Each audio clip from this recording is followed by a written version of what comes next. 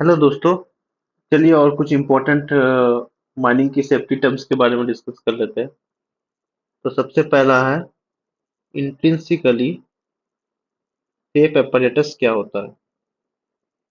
ठीक है। तो ये ऐसा इक्विपमेंट होता है जो अगर फॉल्ट या शॉर्ट सर्किट हो जाए तब भी वो स्पार्क या हीट को प्रोड्यूस नहीं करेगा जो माइंस के गैसेस को इग्नाइट कर सके। जैसे कि ये मान लीजिए आपका एपरेटस है, यहाँ पे कुछ फॉल्ट से शॉर्ट सर्किट हो जाता है तो भी ये इतना हीट प्रोड्यूस ही नहीं करेगा कि आसपास का अगर इन्फ्लेमेबल गैसेस भी प्रेजेंट है तो भी उसको इग्नाइट नहीं कर पाएगा। ठीक है। तो जो मीथेन गैस सेंसर्स होते हैं ना, जो कोल माइंस में हम लगाते हैं कि मीथेन गैस का परसेंटेज कितना आ रहा है, उसमें हम इसे यूज करते हैं। ठीक है। मतलब वो एक टाइप का इंट्रिंसिकली सेफ apparatus है। ठीक है। फिर दूसरा है फ्लेम प्रूफ एनक्लोजर। तो फ्लेम प्रूफ एनक्लोजर का मतलब होता है कि अगर इक्विपमेंट के अंदर एक्सप्लोजन भी हो जाता है ना, तो भी उसका जो फ्लेम है वो बाहर नहीं निकलेगा। जैसे मान लीजिए ये आपका कोई भी एक इक्विपमेंट है, हाँ? इसके आसपास इस टाइप का कोटिंग किया जाता है, मान लीजिए इसमें फायर भी लगता है, तो ये जो फायर है ये आसपास तक नहीं फैलेगा, वहीं पे वो रेस्ट्रिक्ट हो जाएगा। तो उसे हम फ्लेम प्रूफ एनक्लोजर को बोलते हैं। मतलब फ्लेम प्रूफ एनक्लोजर उसी को बोला जाता है कि आसपास फायर और नहीं फैलेगा, उसी में रेस्ट्रिक्ट होकर रह जाएगा। ठीक है। तीसरा है ऑक्सिलरी फैन। तो ऑक्सिलरी फैन क्या होता है? ये फैन फैन ही होता है जो एक्स्ट्रा वेंटिलेशन प्रोवाइड करता है उन एरियाज में जहां नॉर्मल एयर फ्लो नहीं पहुंचती। जैसे कि मान लीजिए कोई एक टनल चल रहा है, टनल तो आप देखे होंगे मेट्रो का टनल जैसा। ठीक है, उसी टाइप का हम अंडरग्राउंड में गैलरीज चलाते हैं। तो इसमें एक डेड एंड होता है। डेड एंड मतलब जहाँ पे वर्किंग खत्म हो रहा है वहां पे फेस खत्म हो रहा है, जहाँ पे हम वर्किंग कर रहे हैं। तो यहाँ पे क्या है ना, हवा पहुंच नहीं पाती है बढ़िया से, तो यहाँ पे हम क्या करते हैं, ऑक्सिलरी फैन लगाते हैं। ठीक है, इस पॉइंट में हवा बढ़ाने के लिए। तीसरा है बूस्टर फैन। बूस्टर फैन जो होता है ना, वो पूरे एयर फ्लो को बूस्ट कर देता है। ये या तो इनटेक या तो फिर रिटर्न एयरवे में लगाया जाता है। इनटेक एयरवे में बूस्टर फैन एयर फ्लो बढ़ाने के लिए लगाते हैं हम। ठीक है ना। जैसे मान लीजिए ये आपका शाफ्ट है, यहाँ से एयर फ्लो आ रहा है, तो अगर हम बूस्टर फैन लगा देंगे तो ये टोटल क्वांटिटी को बढ़ा देगा, टोटल क्वांटिटी ऑफ एयर को बढ़ा देगा। तो आपका एयर फ्लो टोटल इंक्रीज हो जाएगा। ठीक है। फिर अब पब्लिक रोड क्या होता है? पब्लिक रोड वो होता है जो जनरल पब्लिक यूज करती है और जो गवर्नमेंट की अथॉरिटीज हैं उसको मेंटेन करती है। जैसे NHAI हो गया, ये सब मेंटेन करती है उसको, तो हम पब्लिक रोड बोलते हैं। जो नॉर्मल अपन यूज करते हैं ना वो पब्लिक रोड ही है। हॉल रोड क्या होता है? हॉल रोड सिर्फ माइन के ट्रक्स और हैवी मशीन्स के लिए यूज होता है। ठीक है ना। जो कोयला या ओवरबर्डन ले जाने के लिए जो भी रोड अपन माइंस में यूज करते हैं ना, वो हॉल रोड्स ही होते हैं। मेनली ओपन कास्ट में यूज होता है। फिर रोडवे क्या होता है? रोडवे अंडरग्राउंड माइन की वो गैलरीज होती है जिसमें लोग या फिर कोयला ट्रांसपोर्ट होता है। मतलब जिस पाथवे से आदमी जाना आना करते हैं या फिर जो कोयला है टब के थ्रू, ये सब रोडवे के डेफिनेशन में जाता है। टब मतलब जिसमें कोयला भरती है फिर उसमें से जाता है। ठीक है। या फिर कन्वेयर बेल्ट, वो भी रोडवे का एक पार्ट रहेगा। रेलवे क्या होता है? रेलवे का मतलब है वो रेलवे लाइन जो रेलवेज एक्ट 1989, ये याद रखिएगा, रेलवेज एक्ट 1989 में के अंदर आती है। तो इस डेफिनेशन में बहुत डिटेल्स में दिया गया है, इसलिए यहाँ पे उसका रेफरेंस दिया गया है। ठीक है। बाकी आप तो जानते हैं रेलवे होता क्या है। इसका एग्जाम्पल हम इसलिए यहाँ पे ले रहे हैं क्योंकि माइन से जो कोल डिस्पैच होता है ना, वो रेलवे साइडिंग के थ्रू होता है। रेलवे साइडिंग मतलब वहाँ कोयला स्टॉक किया जाता है, वहां से रेल्स के थ्रू हम कंपनीज को ट्रांसपोर्ट करते हैं। फिर रिवर क्या होता है? रिवर यानी कोई भी स्ट्रीम या पानी का फ्लो जो सीजनल या फिर परमानेंट हो, याद रखिएगा। अगर कोई नदी जो है ना वो सीजनल भी है, मतलब खाली बारिश के मौसम में भी चल रही है, तो उसको भी हम रिवर के डेफिनेशन में लेंगे। अगर वो फ्लड लेवल तक जाता है, फ्लड लेवल मतलब एक डिफाइन होता है, ये फ्लड लेवल है बोल के, तो उस लेवल तक अगर वो जो रिवर का हाइट है वो पहुंच जाता है, या तो वो सीजनल हो सकता है या फिर परमानेंट नेचर का हो सकता है, तो उसे हम रिवर बोलते हैं। ठीक है। एक एग्जांपल है दामोदर रिवर जो है ना, वो झरिया माइंस के पास है। झरिया माइंस कोल इंडिया की एक सब्सिडरी है, ईसीएल, उसका एक माइन है झरिया माइन। ठीक है। अब एवरेज आउटपुट क्या होता है? ये सब डेफिनेशन आपको पता होना चाहिए, बेसिक डेफिनेशन से कोई भी पूछ सकता है। ये होता है एवरेज आउटपुट पर मंथ। याद रखिएगा, output per month last financial year का जो होता है। लास्ट फाइनेंशियल फाइनेंशियल ईयर और कैलेंडर ईयर में डिफरेंस होता है। फाइनेंशियल ईयर जो होता है वो मार्च तक रहता है, और जो कैलेंडर ईयर है वो जनवरी से लेकर दिसंबर तक रहता है। ठीक है, तो यहाँ फाइनेंशियल ईयर की बात हो रही है। तो अगर माइंस, एक एग्जांपल लेते हैं, अगर माइंस ने last year total 6 lakh ton निकाला है, तो मंथली एवरेज कितना हो जाएगा?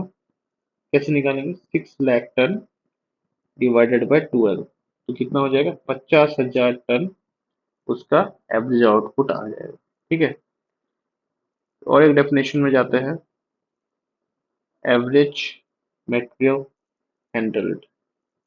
ये मेनली ओपन कास्ट में होता है। इसका मतलब है कि पिछले 3 फाइनेंशियल ईयर्स में, याद रखिएगा 3 फाइनेंशियल ईयर, वहां पे एक था, यहाँ पे 3 है। इसका जो एनुअल एवरेज है उसको हम बोलते हैं एवरेज मेटेरियल हैंडल। तो इसमें क्या क्या आता है? इसमें आपका कोयला आता है, और ओवरबर्डन भी आता है। ओवरबर्डन क्या होता है? तो ये आपका टॉप सॉइल है ना,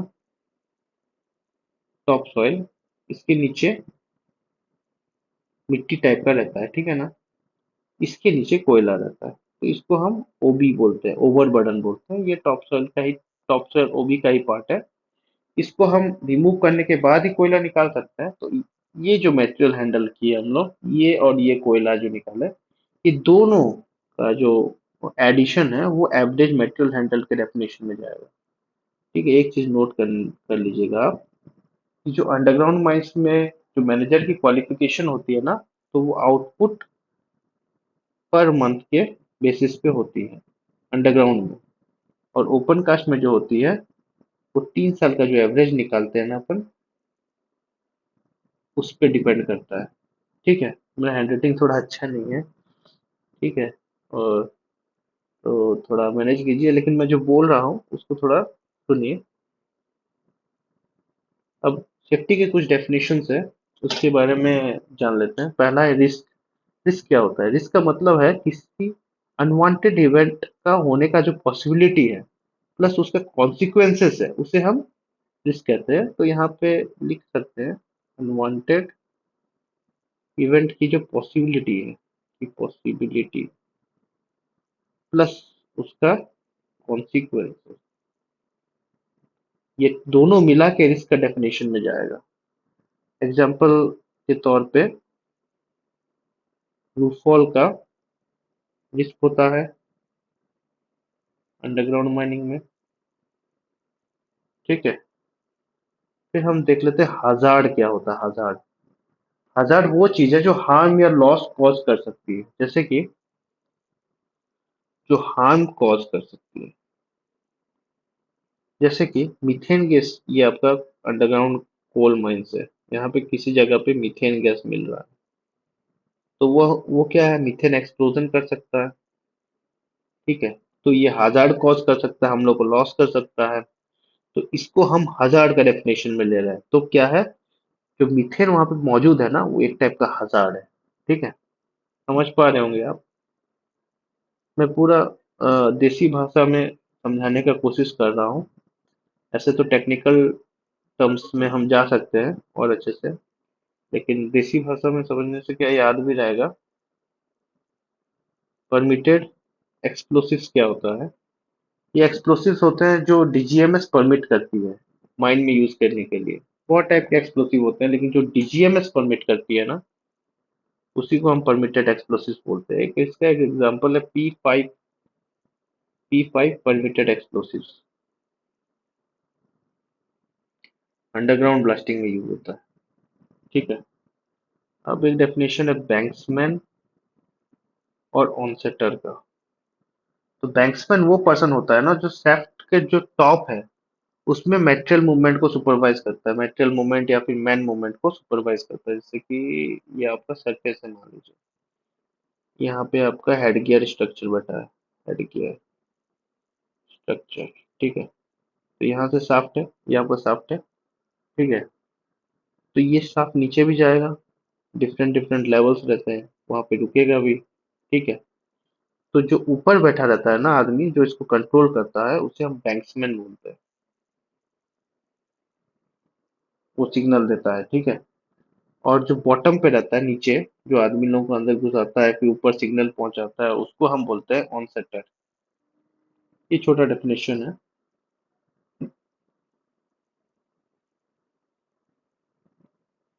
जनरल बॉडी ऑफ एयर क्या होता है इसके बारे में थोड़ा जानना, थोड़ा इंपॉर्टेंट डेफिनेशन है। माइंड का जनरल एटमोसफियर जो होता है ना, उसे हम जनरल बॉडी ऑफ एयर बोलते हैं। लेकिन इसमें क्या चीज नहीं आता है, एक्सेप्ट क्या नहीं आता है इसमें, सील्ड एरियाज। तो सील्ड एरियाज का मतलब क्या है? जब हम अंडरग्राउंड माइंस चलाते हैं ना, तो उसमें बहुत सारे गैलरीज ड्राइव करते हैं, तो उसमें अपन कुछ गैलरीज को बंद कर देते हैं चैनलाइज करने के लिए, हवा को मेन एंड में पहुंचाने के लिए अपन कुछ गैलरीज को सील ऑफ कर देते हैं। तो यहाँ इसके पीछे जो भी रहेगा ना, उसको हम जनरल बॉडी ऑफ एयर का डेफिनेशन में नहीं लेंगे। ठीक है ना। सील्ड ऑफ एरिया को, सील्ड ऑफ एरिया का जो एयर है उसको हम जनरल बॉडी ऑफ एयर के डेफिनेशन में नहीं लेंगे। ठीक है। और बाकी जो माइंड का जनरल एटमोसफियर होता है ना, उसी को हम जनरल बॉडी ऑफ एयर बोलते हैं। एक फायरी सीन के बारे में जान लेते हैं। एक ऐसा सीन होता है ना जहाँ फायर या फिर स्पॉन्टेनियस हीटिंग होती है। फायर या फिर स्पॉन्टेनियस हीटिंग। आपको पता है कोयला में अपने आप आग लग जाता है, वो अगर अपने इंक्यूबेशन पीरियड से ज्यादा टाइम तक रहे तो। तो इसी अगर किसी सीन में ना फायर लगा है या फिर स्पॉन्टेनियस हीटिंग का साइन मिल रहा है, जैसे धुआं निकल रहा है, स्मोक निकल रहा है, तो उसे हम फायरी सीन बोलते हैं। एक एग्जांपल आप देख सकते हैं, झरिया अंडरग्राउंड कोल फायर्स। इसको आप यूट्यूब में भी मारेंगे ना, तो आपको दिखेगा कि वहाँ के लोग इस चीज़ से बहुत परेशान है। झरिया में फायरी सीन प्रेजेंट है। ठीक है ना। फिर गैसी सीन ऑफ फर्स्ट डिग्री, ये इम्पोर्टेंट, बहुत इंपॉर्टेंट डेफिनेशन है, इसके बारे में थोड़ा जान लीजिए। कि वो सीम है जहाँ जो गैस का कंसंट्रेशन है, कौन सा गैस, इन्फ्लेमेबल गैस। जो इन्फ्लेमेबल गैस का कंसंट्रेशन है, इन्फ्लेमेबल गैस का जो कंसंट्रेशन है वो 0.1% से कम है। याद रखिएगा, 0.1% से कम है। और एमिशन रेट जो है, एमिशन रेट मतलब कितना इन्फ्लेमेशन गैस निकल रहा है वहां पे, वो लेस देन 1 मीटर क्यूब पर टन होता है। तो ये मेनली लो गैस माइंस सब होता है। ठीक है। तो गैसी सीम ऑफ सेकेंड डिग्री क्या होता है? सेकेंड डिग्री, इसमें क्या है, जो आपका इंफ्लेमेशन गैस का जो कंसंट्रेशन है ना, वो 0.1% से ज्यादा होता है। और जो एमिशन रेट है वो 1 से 10 मीटर क्यूब पर टन होता है। तो ये मीडियम गैस माइंस बोल सकते हैं। फिर तीसरा जो है वो गैसी सीम ऑफ थर्ड डिग्री। ये क्या होता है? यहाँ पे गैस एमिशन जो होता है ना, वो ग्रेटर देन 10 मीटर क्यूब पर टन होता है। ये हाईली गैसी माइंस होती है। पे बहुत टाइप के प्रिकॉशंस लेने पड़ते हैं, उसके बारे में आगे हम पढ़ेंगे। ठीक है, तो ये बेसिकली ये जो आपको दिख रहा है ना 0.1%, 1 मीटर क्यूब पर टन, ये आपको याद रखना है। आपको पूछा जा सकता है कि इसके अगर मान लीजिए कि गैस एमिशन जो हो रहा है वो 1 से 10 मीटर क्यूब पर टन हो रहा है, तो वो कौन से गैस स्ट्रीम में जाएगा, तो आप आराम से बता सकते हैं कि वो सेकंड डिग्री गैस स्ट्रीम में जाएगा। ठीक है, फिर deep whole drilling and blasting क्या होता है इसके बारे में जान लो। तो ये ड्रिलिंग होती है जिसमें होल जो है ना वो 3 मीटर से ज्यादा डीप होता है और ब्लास्टिंग के लिए यूज होता है। तो 3 मीटर से ज्यादा अपन ने होल ड्रिल किया, जो होल ड्रिल किया ना वो 3 मीटर से ज्यादा ड्रिल किया, ग्रेटर देन 3 मीटर, और ब्लास्टिंग के लिए यूज किया। जैसे कि ओवरबर्डन का जो ब्लास्टिंग होता है ना ओपन कास्ट माइंस में, वो डीप होल का एक एग्जांपल है। ठीक है, फिर डेंजरस ऑकरेंस क्या होता है, कोई भी इवेंट जो पोटेंशियल लगता है कि इंजुरी का, even if the injury is not going to happen, मतलब अगर इंजुरी ना हो फिर भी वो अगर पोटेंशियल लगता है ना इंजुरी होने का, तो उसे हम डेंजरस ऑकरेंस कहते हैं। जैसे रूफ फॉल या फिर गैस इग्निशन, मतलब कहीं पर अगर रूफ फॉल गिरा लेकिन उसके आसपास कोई है भी नहीं, तो भी उसको हम डेंजरस ऑकरेंस के डेफिनेशन में लेंगे। ठीक है, इंक्लूड करेंगे। नेचुरली वेट किसको बोलते हैं, माइंड का वो एरिया होता है जहाँ मॉइस्चर इतना ज्यादा होता है कि कोल डस्ट जो है ना वो ऑटोमेटिकली सप्रेस हो जाता है। जो हम काम करते हैं कोल माइंस में, तो वहाँ ब्लास्टिंग की वजह से या फिर कंटिन्यूअस माइनर की वजह से बहुत ज्यादा डस्ट निकलता है। मतलब कटिंग करते हैं हम तो डस्ट उड़ता है एटमोसफियर में। तो लेकिन कुछ कुछ जगह ऐसा होता है ना माइंस का जहाँ पे मॉइस्चर जो है ग्रेटर देन 30% होता है, मतलब बहुत ज्यादा मॉइस्चर होता है, तो वो जो कोल डस्ट निकलता है ना वो ऑटोमेटिकली सप्रेस हो जाता है। वो अच्छा चीज है। वेट इनटेक एयरवेज जो होते हैं ना वो मेनली अंडरग्राउंड माइंस में, आपको कोल माइंस में कई कई जगह पे मिल सकता है। फिर depth from surface of river, जब सैंड या एलुवियम रिवर में हो तो सरफेस से हार्ड ग्राउंड तक की जो डेप्थ है उसको डेप्थ फ्रॉम रिवर सरफेस कहते हैं। जैसे मान लीजिए ये सैंड है, इसके नीचे 2 मीटर है, 2 मीटर पे आपका हार्ड स्ट्राटा, तो उसको हम depth from surface of river कहते हैं। ठीक है ना, तो दोस्तों ये कुछ इम्पोर्टेंट माइनिंग के सेफ्टी टर्म्स थे जो आपके एग्जाम्स और फील्ड दोनों में काम आ सकते हैं। तो मैं आशा करता हूँ आप कुछ सीखे होंगे इससे। बाकी आप लोग बुक्स भी पढ़ते होंगे तो आप डिटेल में जान पाएंगे। मेरा कोशिश ये रहता है कि आपको एक बेसिक आइडिया मैं दे पाऊँ ताकि आप का एक इंटरेस्ट बने। ठीक है ना, और मैं कोशिश करता हूँ कि जितना मैक्सिमम पॉइंट हो उसको कवर करूँ। कुछ छूट जाता है तो आप मुझे कमेंट कर सकते हैं, मैं उसको अलग से देख के आपके लिए बना दूंगा। Thank you.